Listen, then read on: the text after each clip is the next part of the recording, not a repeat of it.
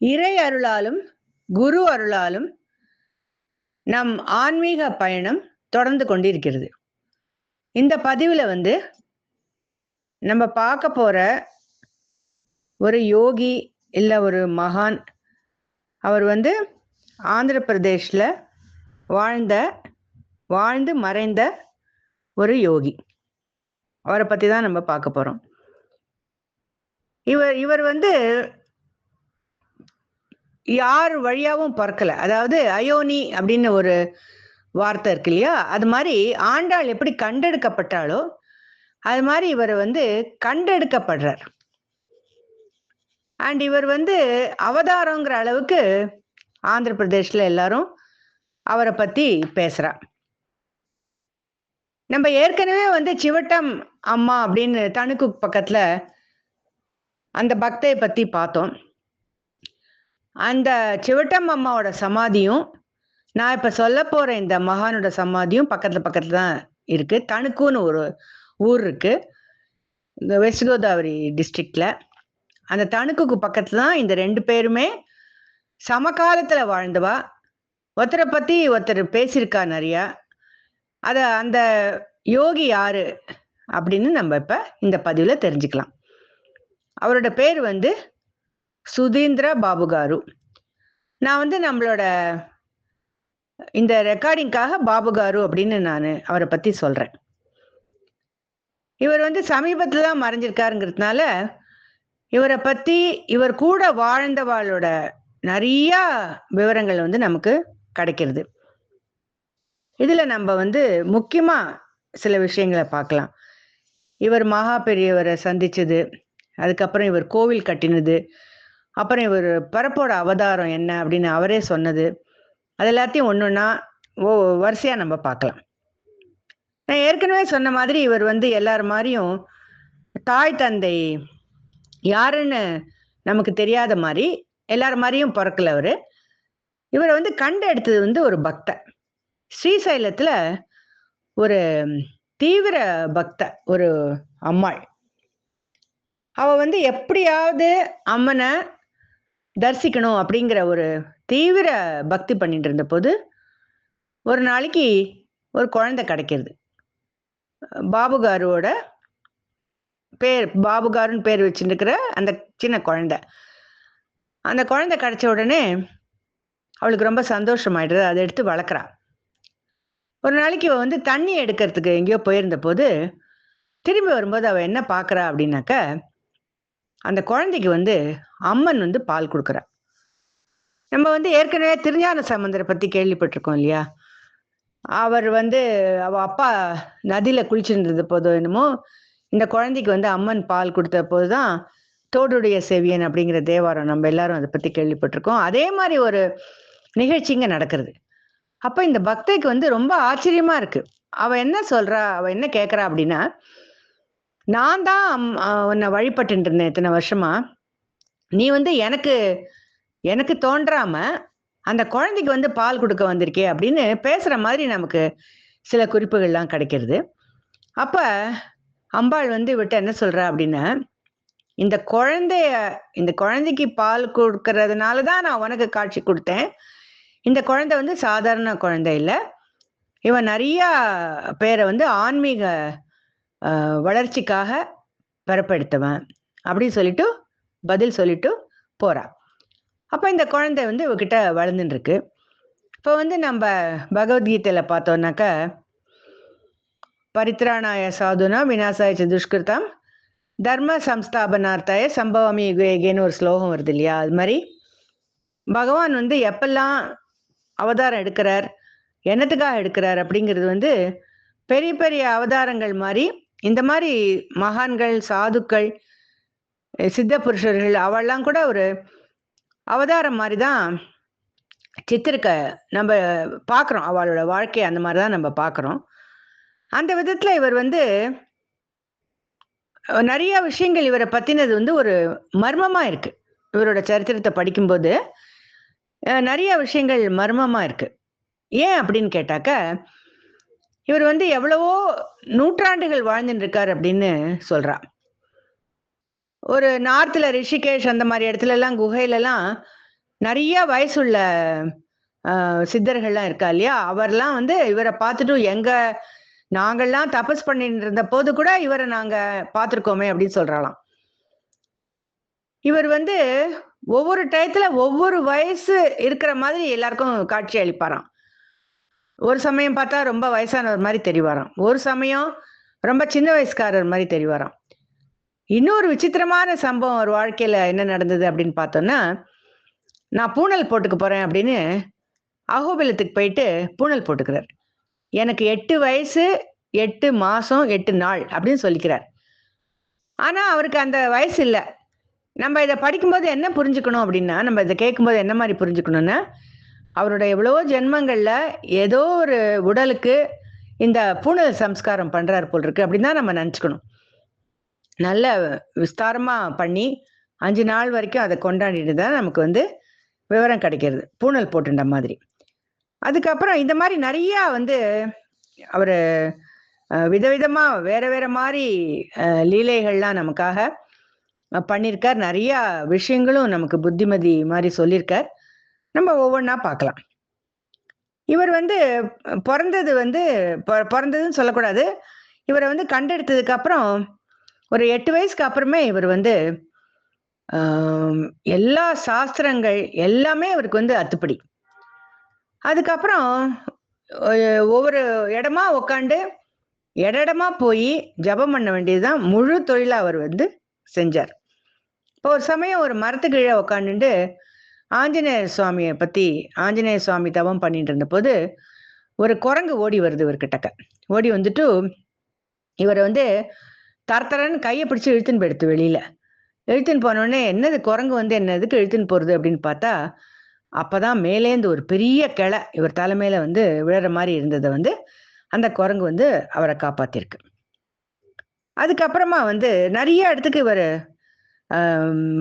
பயணிச்சார்னு சொன்னேன் இல்லையா, அந்த மாதிரி டயத்துலலாம் நிறைய பேருக்கு இவர் வந்து எவ்வளவோ விஷயங்களை வந்து செஞ்சு காமிச்சிருக்கார். யாருக்கு வந்து அகம்பாவம் ஜாஸ்தி இருக்கோ அவளெல்லாம் அப்படியே அடக்கியிருக்கார். ஒரு இடத்துல வந்து ஒரு சம்பவம் நடக்குது. ஒரு வித்த ஒரு சித்தி ஒருத்தனுக்கு கிடைச்சிருக்கு. அவன் வந்து நெருப்பு மேல கைய வச்சா அவனுக்கு சுடாது. அதனால அங்க வர வர அங்க வரக்கூடிய யோகிகள், ஞானிகள் அவள் எல்லாரையும் கூப்பிட்டு கூப்பிட்டு வச்சுண்டு, இந்த மாரி உனக்கு பண்ண தெரியுமா? பண்ண தெரியலன்னா நீ எனக்கு வந்து சிஷ்யன் ஆயிடணும் அப்படின்னு சொல்லி, ஒரு சிஷ்ய கூட்டத்தையே வச்சுட்டு இருக்கான். யாருமே வந்து அந்த மாரி நெருப்புல போய் கைவிட்டு சுடாம யாருக்குமே இருக்காது இல்லையா? பட் இவனுக்கு வந்து அந்த கலை இருந்தது. அப்ப பாபுகார் வந்து அவன எதேர்ச்சியா பார்க்கறதுக்கு போம்போது, இவரோட தேஜஸ பார்க்கறான் அவன். பார்த்துட்டு இவர வந்து பரீட்சை பண்றான். உடனே இவர் வந்து அதுல ஜெயிச்சுட்டு அவர் சொல்றார், "நீ வந்து இன்னிலேந்து இந்த வந்து விட்டுடு. நீ இந்த சித்திகள் எல்லாம் நீ வந்து லயிச்ச அப்படின்னா, உனக்கு வந்து ஆத்ம ஞானம் கிடைக்காது. அதனால இதோட நீ கை விட்டுடு" அப்படின்னு சொல்லிட்டு, அவன் கூட இருந்தவ அத்தனை பேரையும் அவர் வந்து விடுதலை பண்றார். இவர் வந்து வேற மாதிரியான ஒரு யோகியா இருந்திருக்காரு. யாரையுமே வந்து டக்குன்னு சிஷ்யனா ஏத்துக்க மாட்டார். இவர் வந்து அருகதை இருக்கா அவளுக்குன்னு எப்படி பார்ப்பார்ன்னா, கல்மஷம் இல்லாதவ தான் இவர்கிட்ட வர முடியும். சித்த சுத்தி அப்படின்னு நம்ம சொல்லுவோம் இல்லையா? அது இருக்கிறவாள தான் இவர் வந்து தங்கிட்ட வரத்துக்கு, தங்கூட ஆம், சிஷ்யனா இருக்கிறதுக்கு பர்மிஷன் குடுப்பார். இருக்கிறதுக்கு அலோவ் பண்ணுவார். அதனால தகுதி இல்லாதவ யாராவது வந்தார்ன்னா, அவர் இருக்கிற இடத்துல இருந்தே போயிடுவாராம். தகுதி இல்லாதவ வந்து நெறையா இவர வந்து தொந்தரவு பண்ணுவா. நெறையா லௌகீகமான விஷயங்களுக்காக நெறையா பேரு இவர்கிட்ட வந்திருக்கா. இவர் வந்து தெளிவா லௌகீக விஷயங்களுக்கு வந்து கல்யாணம் ஆகல. அதுக்கப்புறம் வேற இது மாரி விஷயங்கள் அது மாரி கேட்க வந்தவாள்ட்ட எப்படி தப்பிச்சுக்கிறது அப்படிங்கிறதுனால, நெறைய வந்து அவள திட்டி, அவளோட கோவத்த வந்து வெளிக்காட்டுவாராம். ஆனா ஒரு தடவ ஆத்ம ஞானம் தேடுறதுக்காக வந்தவாள வந்து, அவர் தந்தை, தாய் போல அவள வந்து காப்பாத்திருக்கார். அவள வந்து ரட்சிச்சிருக்கார் அப்படின்னு நமக்கு தெரிய வருது. அவரே சமைச்சு போடுவாராம். அதாவது அவர் வந்து தனக்குள்ள இருக்கிற ஒரு சக்தியையோ இல்ல தனக்குள்ள இருக்கிற ஒரு மந்திர சித்திகளையோ வெளிப்படுத்தினதே கிடையாது. பார்த்தா ஒரு நிலத்துல நிறைய நிலத்த வாங்கி போட்டு அந்த நிலத்த வந்து இவர் விவசாயம் பண்ணிட்டு இருந்தார். அதனால பார்க்குறவாளுக்கு வந்து என்ன நம்மள மாதிரி இன்னொருத்தனாக்கும் அப்படின்னு சொல்லி போயிடுவா. யாருக்குமே வந்து தன்னை வந்து வெளிக்காட்டினதே கிடையாது இவர். ஆனா அவர் பண்ணின காரியங்கள் ஒவ்வொன்றும் கேட்டோம்னா நமக்கு வந்து அது என்ன எப்படி நம்புறதுன்னு கூட தெரியாது. ஒரு சமயம் அவரோட சிஷ்யர்கள் எல்லாம் ஸ்ரீசைலம் போயிட்டு வரோம் சுவாமின்னு கிளம்பி போயிருக்கா. ஜாகிரதையா போயிட்டு வாங்க அப்படின்னு சொல்லியிருக்காரு. ஸ்ரீசைலம் போயிட்டு அங்கேருந்து இஷ்டகாமேஸ்வரி அப்படின்னு ஒரு இடம் இருக்கு. அந்த கோவிலுக்கு போனா அந்த அந்த கோவிலுக்கு போற பாதை வந்து கொஞ்சம் காட்டு பகுதியா இருக்கும். அதனால இவ போற இந்த கும்பல் வந்து கொஞ்சம் வழி தெரியாம அவளுக்கு கொஞ்சம் ப்ராப்ளம் ஆயிடுது. அப்ப என்ன செய்யறதுன்னு தெரியல. காடு வேற, மிருகங்கள்லாம் வேற நடமாடக்கூடிய இடங்கள். அந்த டயத்துல வந்து இவ வந்து குருவை பத்தி நினைச்சிருக்கா. நீங்க தான் காப்பாத்தணும் அப்படிங்கிற மாதிரி எல்லாருமா குருவை பத்தி நினைச்ச உடனே நினைச்சுன்னு ஒரு தேங்காயை உடைச்சிருக்கா. அப்ப அங்கேருந்து ஒரு ஆள் வந்து அங்க இருக்கிற ஒரு ட்ரைபல் அந்த காட்டுவாசி ஒருத்தன் வந்து இவாளை கூட்டின்னு போய் நல்லபடி தரிசனம் பண்ணி அமிச்சிட்டான். மறுநாளைக்கு வந்து இவ குரு கிட்ட போயிட்டு சொல்லியிருக்கா, இந்த மாதிரிலாம் ஆச்சுன்னு. என்ன தேங்காய் உடைச்சாக்க வந்து இதா தேங்காய் உடைச்சா காரியம் ஆயிடுத்தாக்கும் அப்படின்னு அவர் வந்து அவள் எல்லாரையும் கலாட்டா பண்ணினாராம். அதுக்கப்புறம் ஒரு தடவை ஒரு 4-5 நாளைக்காக எங்கேயோ வெளியூர் கிளம்பி போயிருக்கார். அப்ப விளக்க ஏத்தி வச்சுட்டு பக்கத்து வீட்டுல சாவி கொடுத்துட்டு போலாம் அப்படி, ஏன்னா அந்த விளக்கு அணையக்கூடாது அப்படின்னு சாவி கொடுக்கணும்னு நினைச்சிட்டு இருந்தவர் மறந்து போயிட்டார். திரும்பி வரத்துக்கு ஒரு வாரம் ஆகுமே என்ன பண்றதுன்னு கூட இருக்கிறவர்கள்லாம் சொல்லிட்டு இருந்தபோது சரின்னு அந்த விஷயத்த மறந்து போயிடுறா. திரும்பி வந்து பார்த்தாக்க அந்த விளக்கு வந்து அப்படியே எரிஞ்சுட்டு இருந்துதான்.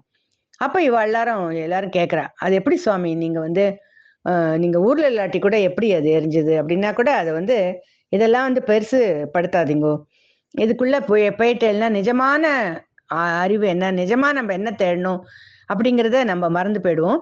அதனால இதுக்குள்ளெல்லாம் நீங்க வந்து போகக்கூடாது அப்படிங்கிற மாதிரி அவளை வந்து கண்டிச்சாராம். அப்புறம் வந்து ஒரு ஆள் வந்து இவர் தபம் பண்ற இடத்துல எல்லாம் நிறைய பேர் வந்து இவரோட நிலைய பார்த்துட்டு நிறைய பேர் இவருக்கு வந்து உதவி பண்ணியிருக்கா. தினப்படி ஒருத்தன் வந்து பால் கொடுப்பான் இவருக்கு. எப்ப கண்ணு முழிக்கிறாரோ பார்த்துட்டு பால் அந்த மாதிரி எல்லாம் கொண்டு கொடுப்பான். அப்ப கொஞ்ச நாள் ஆகிவிட்டு தினம் எனக்கு வந்து நீ இவ்வளவு உதவி பண்றிருக்கியேப்பா, நான் வந்து திரும்பி உனக்கு ஏதாவது பண்ணணும் இல்லையா, என்ன வேணும் அப்படின்னு கேட்க போது அவன் சொல்றான், இந்த மாதிரி சுவாமி எனக்கு வந்து ஒரு குழந்தை வாய் பேசாம நான் இருக்கு, அதனால நான் கஷ்டப்பட்டு இருக்கேன்னு சொன்னோடனே அந்த குழந்தைக்கு வந்து இவர்னால பேச்சு வருது அப்படின்னு சொல்லி அந்த மாதிரி கூட நமக்கு ஒரு விவரம் கிடைக்கிறது. இவர் இந்த மாதிரி நிறைய கஷேத்ராடனம் போய் போய் ஒரு இடத்துல இருக்க மாட்டார். வேற வேற இடத்துக்கெல்லாம் போய் தபஸ் பண்ணி அந்த மாதிரி பண்ணிட்டு இருக்கும்போது ஒரு கோவில்ல ஒரு மனுஷன் வந்து நாய் மாதிரி நடக்கிறத அவர் பார்க்கிறார். பார்த்த உடனே அங்க பக்கத்துல எடுத்து விபூதியை வச்சுட்டு அவன் மேல, உன்னோட இது முடிஞ்சு போயிடுத்துப்பா, நீ இனிமே உன்னோட பழைய நிலைக்கு திரும்பிடுவ அப்படின்னு சொல்லி விபூதி இடுறாரு அவன் மேல. இட்ட உடனே அவன் எழுந்து நடக்க ஆரம்பிச்சிடுறான். அவனை பார்த்துட்டு சொல்றார், பாவம் இவன் ஏதோ ஒண்ணு பண்ண போய் ஏதோ ஒண்ணு பண்ணிட்டான், அதனால அவனுக்கு இந்த நிலைமை வந்துடுத்து. அதாவது கை காலு எல்லாமே வந்து இருக்கிற மனுஷன் 2 கையும் ஊனிண்டு நடக்கிறான்.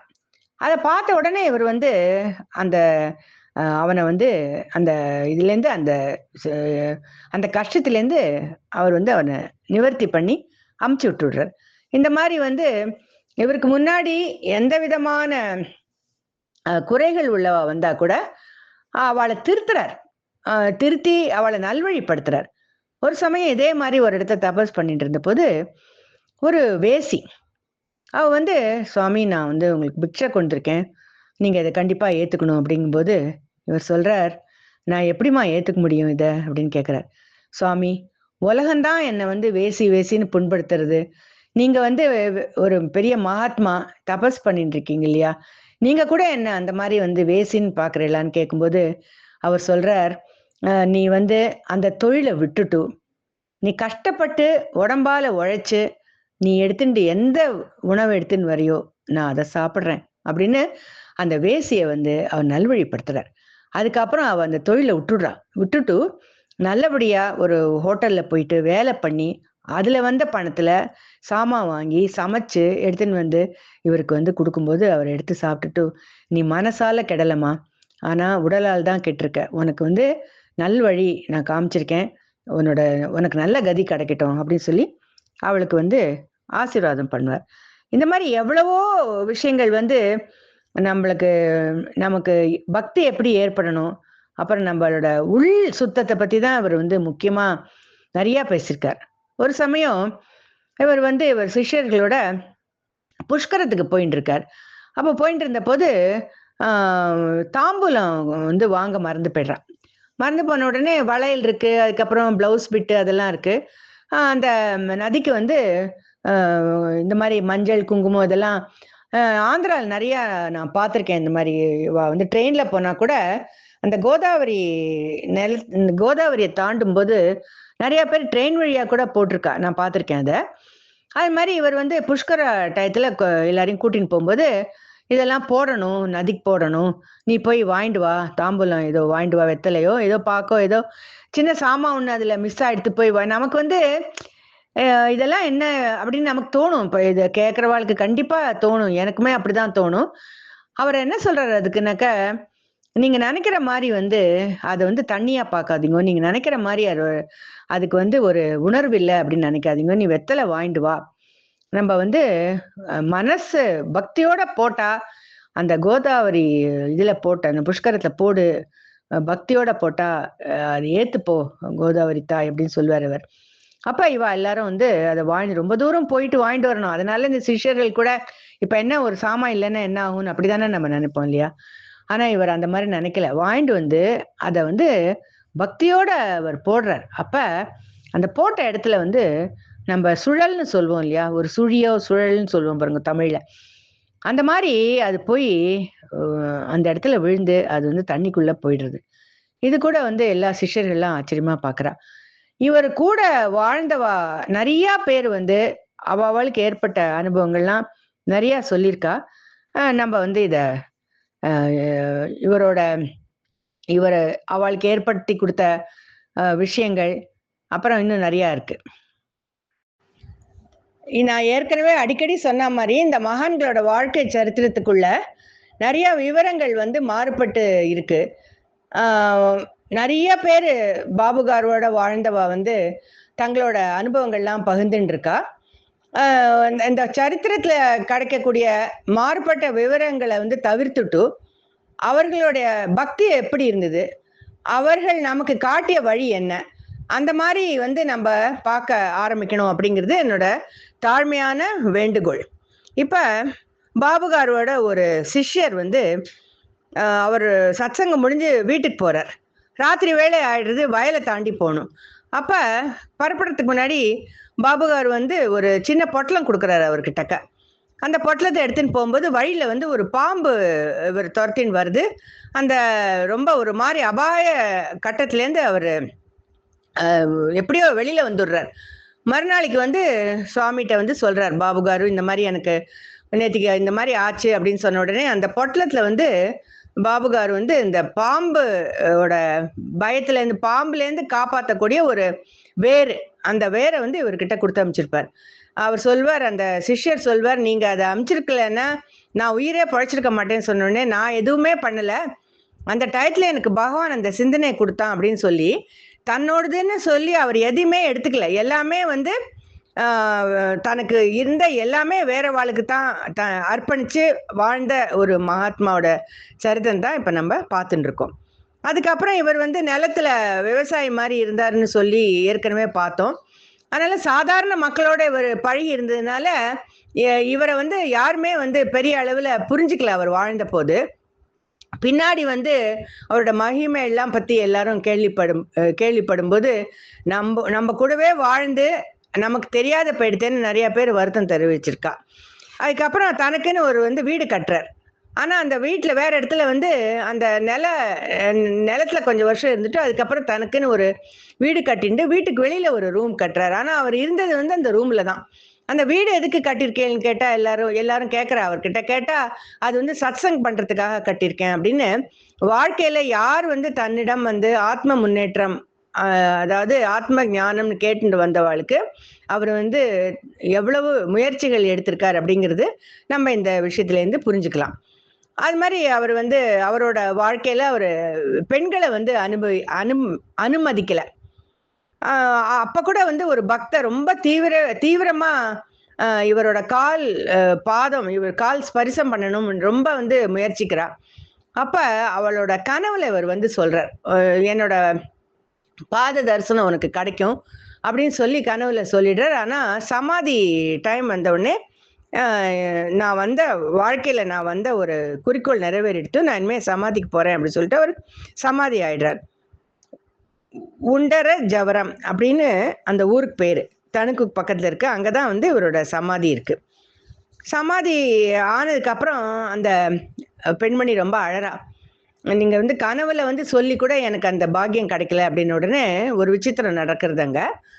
அந்த சமாதிக்கு அருகில் இருந்த ஒரு காவலாளி வந்து இவ்வளவு மாத்திரம் கூட்டின்னு போயிட்டு ஐயாவோட காலை வந்து ஸ்பர்சம் பண்ணிக்கங்க நீங்கன்னு சொல்றான். அந்த ஆசை வந்து அவளுக்கு, அந்த ஒரு கோரிக்கை வந்து நிறைவேறுறது. அதுக்கப்புறம் இவர் வந்து தன்னோட தவ வலிமைகள்லாம் கொட்டி ஒரு கோவில் கட்டுறார். சித்தாபுரம்ங்கிற ஊர்ல ராமர் கோவில் கட்டுறார். அதுக்கு தேவையான பொருட்கள் வந்து பத்ராஜலத்துக்குள்ள தான் கிடைக்கிறது. பத்ராஜலத்துக்கு போயிட்டு அந்த சில்ப சாஸ்திரத்துக்குள்ள நம்ம இறங்கினோம்னா அது ஒரு கடல். அது வந்து சில கல் வந்து பெண் தெய்வத்துக்கு, சில கல்கள் வந்து ஆண் தெய்வத்துக்கு, அந்த மாதிரிலாம் ஏகப்பட்ட வழி இதெல்லாம் இருக்கு. ஏகப்பட்ட முறைகள் இருக்கு. அதை கல் தேர்ந்தெடுக்கிறதுக்கெல்லாம் இவர் போய் கல்லை வந்து எந்த இடத்துல அதுக்கு தேவையான கல் கிடைக்கிறதோ அந்த இடத்துல போயிட்டு அதை அவரே எடுத்துன்னு வந்துடுறார். அதுக்கப்புறம் கோவிலை கட்டி முடிக்கும்போது நிறைய சிரமங்கள் வருது, மழையெல்லாம் வருது. எல்லா சிஷ்யர்களும் வந்து சுவாமி இந்த மாதிரி வேலை முடிக்க முடியாம மழை வருதுன்னு வானத்தை நோக்கி ஒரு கிரியா பண்றார். மழை வந்து நின்று போயிடுறது. இந்த மாதிரி எவ்வளவோ விஷயங்கள் வந்து அவரோட சிஷ்யர்கள் வந்து பகிர்ந்துட்டு இருக்கா. கோவில் விஷயமாட்டோம், அதுக்கப்புறம் அவரோட இருந்த போது அவளுக்கெல்லாம் நடந்தது எல்லாம் என்னென்ன அப்படின்னு நிறைய விஷயங்கள் நமக்கு கிடைக்கிறது. அது சிலவற்றை நான் வந்து தேர்ந்தெடுத்து இதுல வந்து இந்த என்னோட ரெக்கார்டிங்ல நான் கொடுத்துருக்கேன். அதுக்கப்புறம் சிவட்டம் அம்மா காரு வந்து அங்கதான் தனுக்குள்ளதான் அம்மாவும் ஒரு அவதூத்த நிலையில தான் இருந்தார். இவரையுமே அவதூத்தன் தான் சொல்றா. இவ 2 பேரும் ஒருத்தருக்கு ஒருத்தர் வந்து நிறைய பரிமாற்றங்கள் பண்ணிண்டா, கருத்து பரிமாற்றங்கள் பண்ணிண்டா அப்படின்னு கேள்விப்படுறோம். சிவட்டம் அம்மா வந்து இவரை தன்னோட மகன் அப்படின்னு தான் குறிச்சிருக்கா. மகன் அப்படின்னா நமக்கு பிறந்த மகன் அந்த மாதிரி இல்லை, நம்மளோட ஸ்பிரிச்சுவல் சன் அப்படின்னு, நம்மளோட என்ன சொல்றது, வாரிசு அப்படின்னு அந்த மாதிரி நம்ம எடுத்துக்கலாம் அதை. அப்புறம் பாபுகாருவுமே அம்மாவை வந்து அவ பகவதி ஸ்வரூபம் தான் அப்படின்னு சொல்லியிருக்காரு ஒரு இடத்துல. அதுக்கப்புறம் ஒரு பெண்மணி இவர்கிட்ட வந்து எனக்கு வந்து ஆத்ம ஞானம் வேணும் அப்படின்னு வந்து கேட்குறா. அது என்னமோ வந்து கடையில வந்து ஒரு 35 ரூபா கொடுத்தாக்க நமக்கு ஆத்ம ஞானம் 35 ரூபாய்க்கு கொடுங்கன்னு அந்த மாதிரி வந்து கேட்குறா. அப்பா இவர் சொல்றார், நீ முதல்ல உன்னோட கணவனுக்கு வந்து பணிவிடை செய். நீ எப்ப பாரு வந்து அங்க எங்க திரிஞ்சுட்டு இருக்க, அதை விட்டுட்டு உன்னோட குடும்ப வாழ்க்கையை நீ வந்து கணவனுக்கு பணிவிடை செஞ்சுட்டு அதுக்கப்புறமா வா என்கிட்ட, நான் வந்து உனக்கு மேல என்ன பண்றதுன்னு பாக்குறேன் அப்படின்னு அவளுக்கு அந்த மாதிரி விடை கொடுத்து அமைச்சுடுவார். அதுக்கப்புறம் ரொம்ப முக்கியமான ஒரு கட்டம், ஒரு ஞானிக்கு இன்னொரு ஞானிக்கும் நடுவுல நடக்க போற ஒரு விஷயத்தை பத்தி நம்ம பேசலாம். 7 நாளைக்கு வந்து பரமாச்சாரியா மகாபெரிவா அங்க தனுக்குல இருந்திருக்கார். அப்ப வந்து பாபுகாருவை பார்த்திருக்கார்.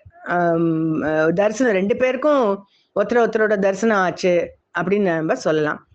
அப்ப பாபுகார் வந்து கோவிலுக்கு கூட்டின்னு போறார். சித்தாபுரம் ராமர் கோவிலுக்கு கூட்டின்னு போகும்போது வழி முழுக்க பூவெல்லாம் வச்சு அலங்கரிச்சு அப்படி வந்து ஒரு மரியாதை கொடுத்து பரமாச்சாரியால கூட்டின்னு போகும்போது கொஞ்சம் இடத்துல வந்து பூ கம்மியாயிடுறது.